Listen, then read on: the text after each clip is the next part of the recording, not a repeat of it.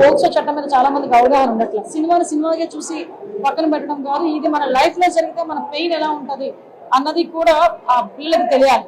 అదేవిధంగా పోక్సో చట్టాలకు సంబంధించి ఈ రోజు మనం మేము చేసుకున్న అనాలిసిస్ చూసుకుంటే అరౌండ్ 59% పోక్సో కేసెస్ లో చాలా మంది ఇబ్బందులు పడుతున్న యువకుల్లో 19 సంవత్సరాల నుంచి 25 సంవత్సరాల లోపు ఉన్న వాళ్ళు 59% ఉన్నారు.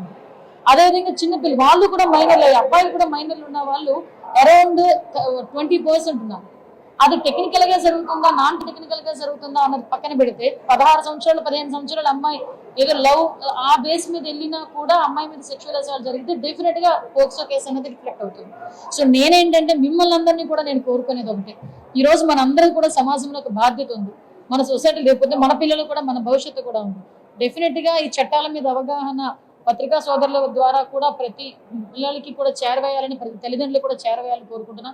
ఈ రోజు చాలా మంది ఏమనుకుంటారంటే ఎప్పుడో కోర్టులో పడతాయి, కోర్టులు ఎప్పుడో తెలుస్తాయి, మాకెందుకులే శిక్షలు పడతాయి, అప్పటికి ఎవరో తెలుసులే అన్న ఫీలింగ్ లో చాలా మంది ఉండేవారు. కానీ ఈ రోజు పరిస్థితి ఏంటంటే పోక్సో చట్టాలకి డెఫినెట్ గా కంపల్సరీ ప్రతి ఒక్క చోట కూడా స్పెషల్ కోర్ట్స్ ఉన్నాయి. ఇమీడియట్ గా జడ్జెస్ అందరూ కూడా చాలా తొందరగా కూడా కన్విక్షన్ ఇస్తున్నారు.